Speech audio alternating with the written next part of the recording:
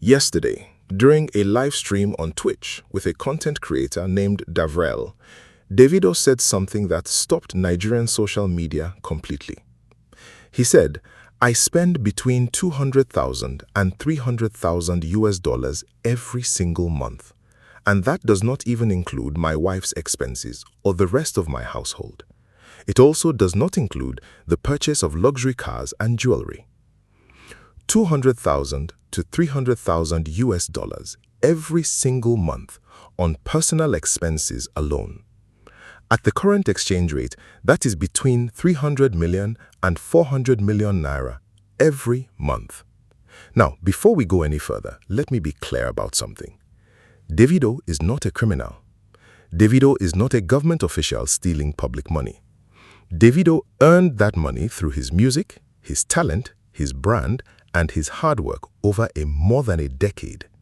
He has every right to spend it exactly as he chooses. But here is the conversation that his revelation has opened up that nobody on Nigerian social media is having clearly enough. One Nigerian man spends 400 million naira a month on personal lifestyle alone. The Nigerian minimum wage is 70,000 naira a month, and the NYSC allowance for graduates serving their country is 77,000 naira a month. And 139 million Nigerians are living in poverty right now. Those numbers sit in the same country. They breathe the same air. They eat food from the same markets. And they reveal something about Nigeria that goes far deeper than what Davido spends or does not spend on himself. This video is not about judging Davido. It is about using his revelation as a mirror that shows us exactly how unequal Nigeria has become, and more importantly, who is responsible for that inequality and what it will take to change it. Stay with me. If you are new to Pulse Nigeria HQ, this channel gives you the honest political and economic analysis that mainstream media will not touch. Subscribe now and stay with me because this conversation goes places that most Nigerian commentators are afraid to go. What 400 million naira a month actually means in Nigeria? Let us put Davido's 400 million naira a month in context, not to shame him, to understand what it reveals about Nigeria. 400 million naira a month is 4,800 million naira a year. That is more than the entire annual budget of some Nigerian states.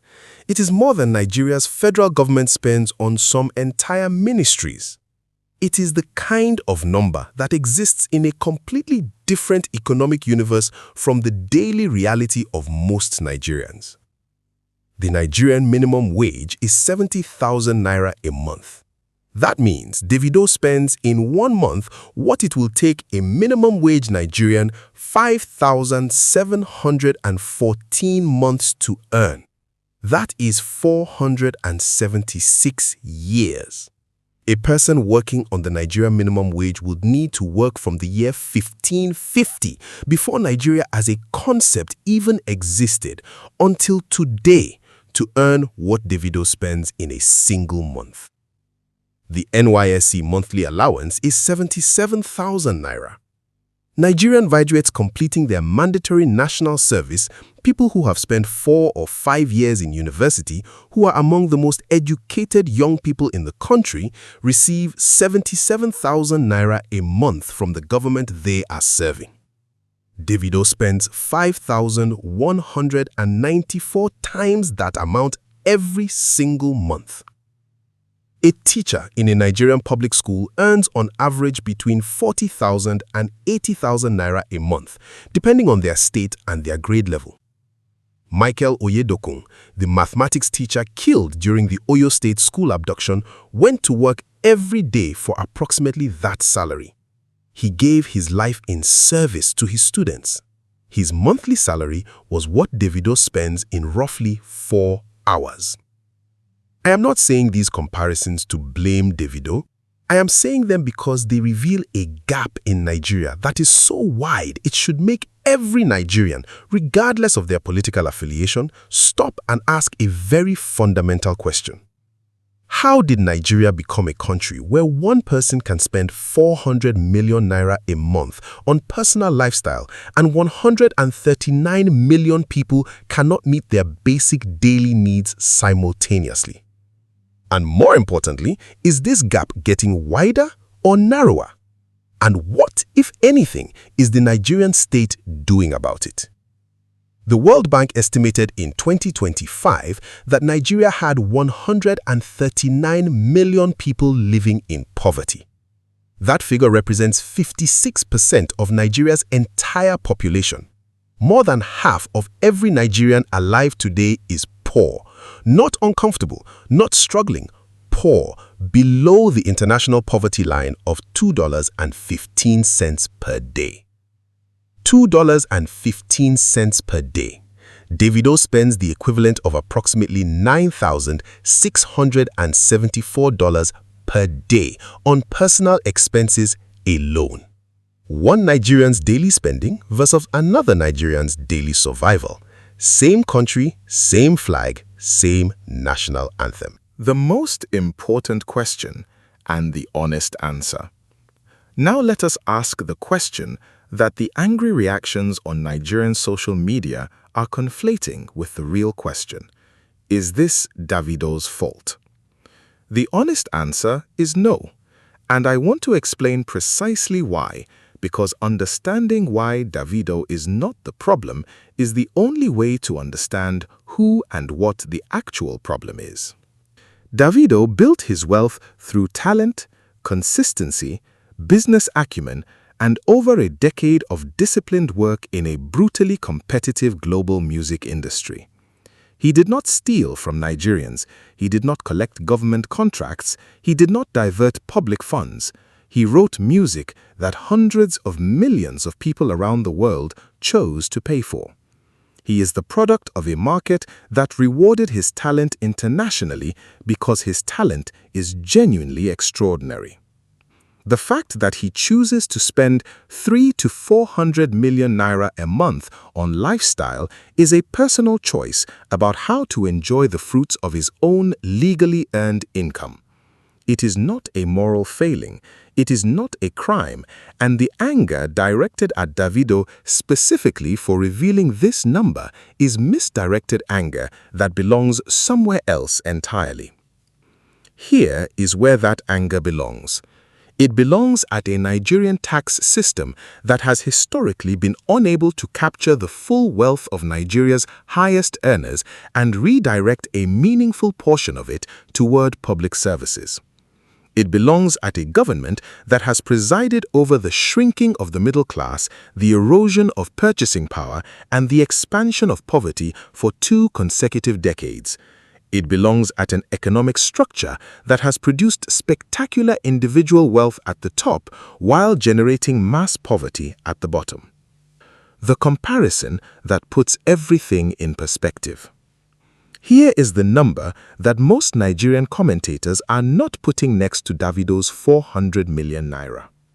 In Nigeria's 2026 federal budget, the allocation for the entire National Social Investment Program, the program that is supposed to provide cash transfers, school feeding, and economic support to Nigeria's poorest citizens, is approximately 180 billion naira for the full year. That is 15 billion naira per month across 220 million Nigerians. Divided equally, that is 68 naira per Nigerian per month from the government's social investment program. 68 naira, less than 5 cents. That is what the Nigerian state provides per citizen per month for social protection. And Davido spends 400 million naira a month on personal lifestyle. Both of those numbers are real. Both of them are Nigeria. And the gap between them is not Davido's responsibility to fill, it is the government's. The anger at Davido is displaced anger that should be directed at the people Nigerians elected to close that gap. Nigeria's inequality crisis, the numbers behind the story. Now let us talk about what Davido's revelation actually reveals about Nigeria's economic structure. Because this is not a story about one celebrity. It is a story about how wealth is distributed, generated, and taxed in the most unequal economy in Africa. Nigeria's Gini coefficient, which is the standard international measure of income inequality, where 0 means perfect equality and 1 means one person has everything, was estimated at approximately 0.43 in the most recent World Bank assessment. That places Nigeria among the most unequal societies on earth, comparable to countries in Latin America that have historically been described as the most unequal region in the world. But raw inequality figures do not capture the texture of what inequality feels like in Nigeria. The texture is this. Lagos State alone has a GDP comparable to some entire African countries. Lagos has nightclubs where bottles of champagne are ordered in multiples of dozens at prices that exceed the annual income of most Nigerians. Lagos has residential estates where a single apartment costs more than a primary school teacher would earn in 30 years. And Lagos also has communities where people share one borehole among 500 families and where children walk 45 minutes each way to attend primary school in a building without a roof. This is not unique to Nigeria. Inequality exists in every country.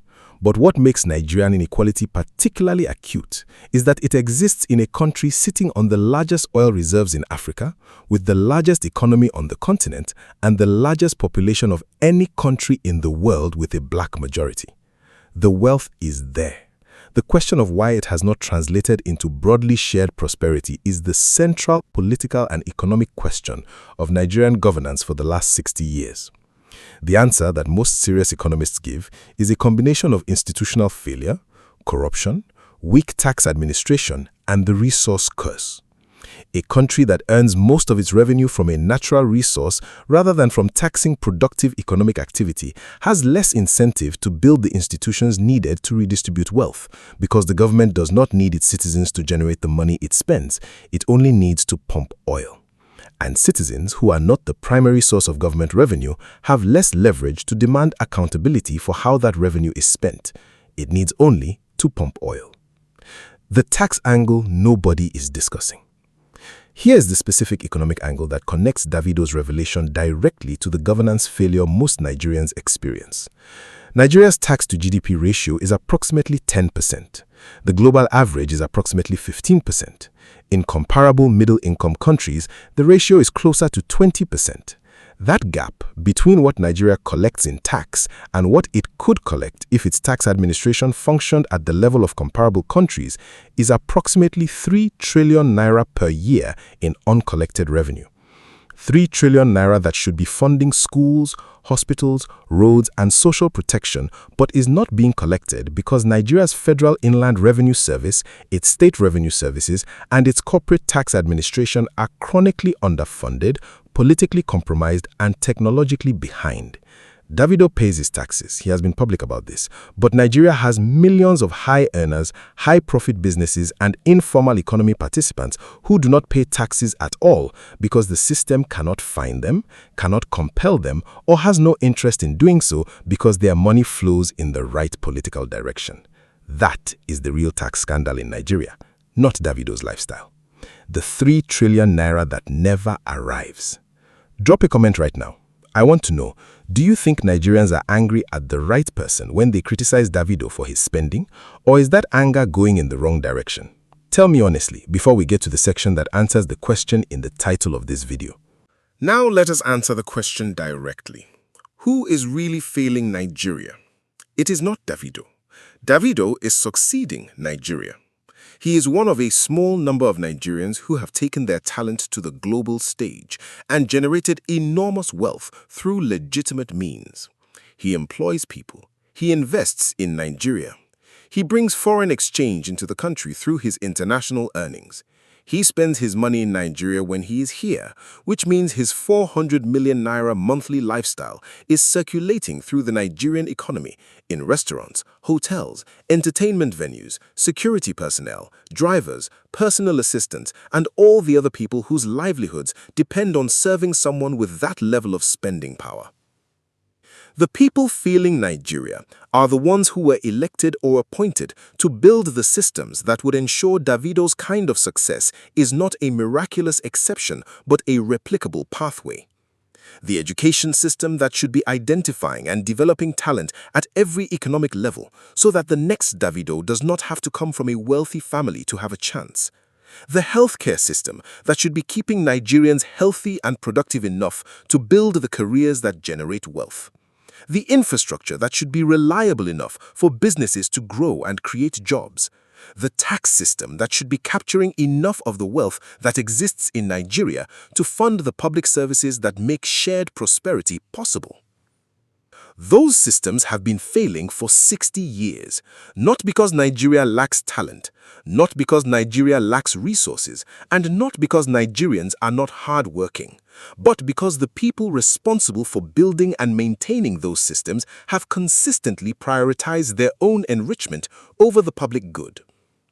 The Gbajabiamila scandal we covered last week showed us a chief of staff allegedly receiving 400 million naira in bribery payments. 400 million naira, the same amount Davido spends in legitimate lifestyle in a month. Except that the 400 million naira allegedly paid to Gbajabiamila was public money flowing into private hands in exchange for a fake government appointment that produced nothing for any Nigerian. That is the comparison that should be making Nigerians the most angry. Not Davido spending his own legally earned money, but government officials allegedly taking public money and converting it into personal wealth that serves only themselves. Falz, the Nigerian rapper and social commentator, said something this week that is directly relevant to this conversation. He criticized the federal government's spending priorities, questioning its expenditure on luxury assets. He was pointing at the same gap that Davido's revelation illuminates from the other direction. A government that spends public money on luxury assets for officials while 77,000 naira is considered an adequate monthly allowance for a graduate serving the nation is a government that has made a choice about whose comfort matters and whose does not. That choice is the failure, not Davido's lifestyle. The political and economic system that produces enormous wealth for a tiny few and endemic poverty for the overwhelming majority is the failure that every Nigerian election is supposed to address and that every Nigerian administration since independence has reproduced instead of reversing. The three things that would actually reduce Nigeria's inequality. Let us be constructive. Because this video is not just about naming the problem, it is about understanding what would actually change it. The first thing that would materially reduce Nigerian inequality is a functioning personal income tax system for high earners. Nigeria's tax reform bills passed in 2025 took some steps in this direction by broadening the tax base, but the effective enforcement of tax obligations on Nigeria's highest earners, the top 1% who control a disproportionate share of national income, remains weak. A Nigerian equivalent of the United States' IRS, with the technological capability, the legal authority, and the political independence to pursue tax obligations regardless of who owes them, would generate revenue that could fund the public services that most Nigerians currently cannot access. The second thing is a genuinely redistributive social protection program. Nigeria's current cash transfer programs reach a fraction of the people who need them and are chronically underfunded relative to the scale of the poverty they are supposed to address. A serious expansion of direct cash transfers to Nigeria's poorest households, funded by more effective taxation and by redirecting resources from the kind of wasteful government spending that the Gbajabiamila scandal exemplifies, would begin to narrow the gap between the Davidos and the minimum wage earners. The uncomfortable truth about what Nigerians must demand. Here is the uncomfortable truth that this entire conversation points toward. The gap between Davido's 400 million naira a month and the 70,000 naira minimum wage is not going to be closed by criticizing Davido. It is not going to be closed by a viral moment of outrage on social media. It is going to be closed, if it is ever closed at all, by Nigerian voters consistently electing governments that treat the reduction of poverty and inequality as their primary mandate, and then holding those governments accountable when they fail to deliver. Nigeria has had civilian governance since 1999. In 27 years of democracy, the proportion of Nigerians living in poverty has not reduced, it has grown. That is not bad luck. That is a governance failure of historic proportions, and it will continue until Nigerian voters make inequality and poverty reduction the single most important criterion by which they judge every candidate for every office, from the local government chairman to the president. The third thing is education investment at scale. Countries that have successfully reduced inequality over generations have universally done it through education. A Nigerian child born into poverty today has dramatically lower life chances than a Nigerian child born into wealth, not primarily because of talent, but because of access to quality education from early childhood through university. Closing that access gap is the single most powerful long-term intervention available to any Nigerian government.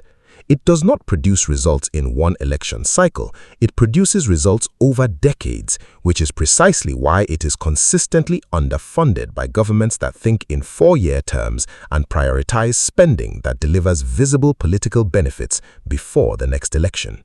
The real takeaway from the Davido conversation. Here is what this moment should actually produce in Nigeria's public conversation.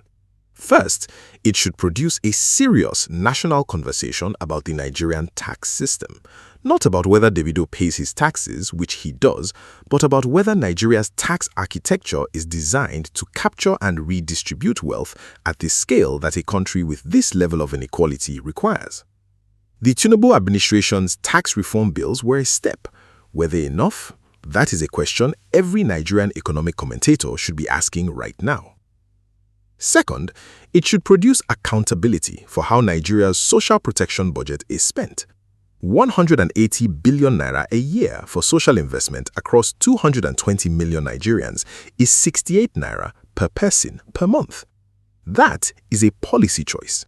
Someone decided that 68 naira per Nigerian per month was an adequate level of social protection spending. That person, that institution, that government deserves to be challenged publicly and relentlessly about whether that choice reflects the priorities of a government that is serious about addressing poverty. Third, it should produce a more sophisticated Nigerian public discourse about wealth, success, and responsibility. Davido is not obligated to solve Nigerian poverty, but he, like every successful Nigerian at home and in the diaspora, has choices about how to deploy some portion of his resources and influence in ways that could contribute to the country that produced him. Not as charity, as investment. Davido's family foundation and his philanthropy are documented. He has given back to communities throughout his career. But the conversation about what Nigeria's wealthiest citizens owe their country beyond their taxes is a conversation worth having without the anger and without the guilt-tripping. Fourth, it should make every Nigerian watching this video ask a very direct question of every candidate they plan to vote for in 2027. What is your specific, costed, verifiable plan to reduce the number of Nigerians living in poverty by a specific amount in a specific time frame? Not a general statement about growing the economy, a specific plan with specific numbers, because a country where one man spends 400 million naira a month and 139 million people cannot eat deserves nothing less than a government with a real and detailed plan to change that reality. Davido spends 400 million naira a month. 139 million Nigerians live in poverty. The Nigerian minimum wage is 70,000 naira a month. The NYSC allowance is 77,000 naira a month. All of those numbers are Nigerian. They exist in the same country, under the same government, inside the same economy, at the same moment in history. And the gap between them is not an accident of nature. It is the cumulative result of 60 years of policy choices, governance failures, institutional weaknesses, and the prioritization of the few over the many. Davido did not create that gap. He cannot close it. But his 400 million naira revelation has given Nigeria a moment, if Nigeria chooses to use it wisely, to have the conversation that actually matters. Not about what one successful man spends on himself, about what kind of country Nigeria intends to be for the 139 million people who cannot afford to eat properly today. that conversation starts with the next election. And it starts with you demanding answers from every single candidate who asks for your vote. If this analysis gave you a clearer picture of what Davido's revelation really means for Nigeria, share it with one Nigerian who needs to hear it. Like this video, subscribe to Pulse Nigeria HQ, and tell me in the comments, who do you think is really failing Nigeria? The wealthy few, the government, or both? Every honest answer is welcome. I will see you in the next one.